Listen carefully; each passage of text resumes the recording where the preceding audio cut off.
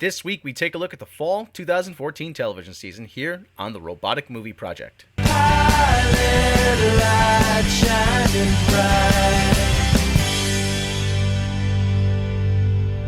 Originally I planned to do this in one episode, but there was just way too much to cover, so I have to split it up into two.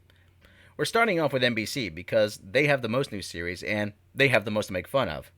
Okay, so NBC canceled Revolution, Growing Up Fisher, The Michael J. Fox Show, Dracula, Ironside, something called Believe, Sean Saves the World, and lastly, but certainly not least, Community. Joke's on them, because Community lives on!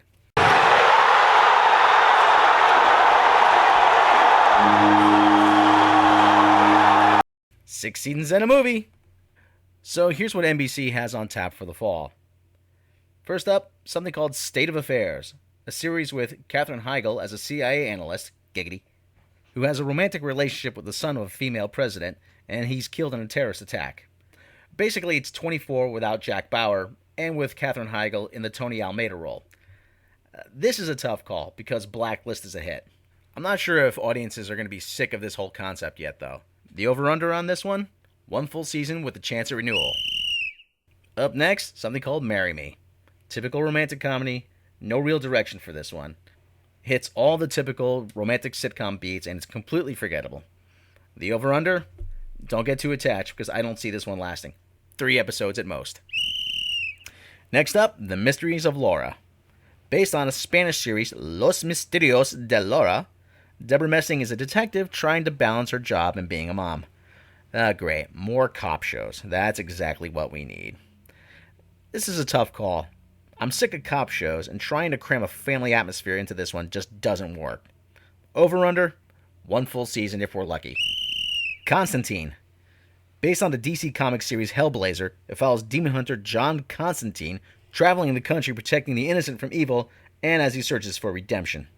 Even though DC has a good thing going over on the CW with Arrow and their upcoming Flash series, this doesn't scream primetime television, at least not on a major network. The subject matter is too dark, and I'm not sure if it'll resonate with a network audience. It would probably work better on cable, maybe HBO.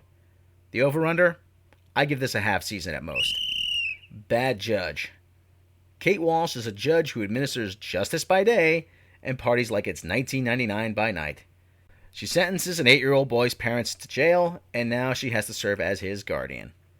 Ugh, what do I make of this? They're trying to be edgy, and it falls flat. The over-under? 3 episodes. 4 tops. A to Z. A woman who works as a lawyer meets a guy who secretly listens to Celine Dion, and they start dating, with him thinking it's fate. This is the exact same series as How I Met Your Mother. In fact, it even stars Kristen Melody, who played the mother at the end of the series. There's even a line in the pilot episode, "This is a story we'll tell our kids." The pilot aired online, and it was absolutely painful to watch. I've never seen a series that is so blatantly derivative of other things. That includes all the Friends ripoffs there have been over the last few years. It's clear that NBC wants this to be their anchor for Thursday night, so they're going to do everything they can to make it work. The over-under? 2 episodes if we're lucky, but more than likely this will go at least 8. And now that brings us over to CBS. Let's see what they got on tap.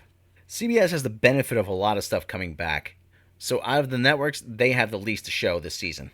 Over on CBS, we have Scorpion.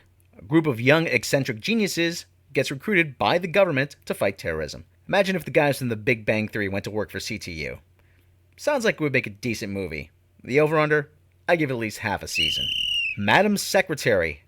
Tia Leone as the Secretary of State. Nothing she ever does lasts. And I have the feeling that everyone tuning in for The Amazing Race, which moves to Friday, isn't going to watch this. But they'll do everything they can to make it work. The over-under? 12 episodes. Up next, we have something called the Mccarthys.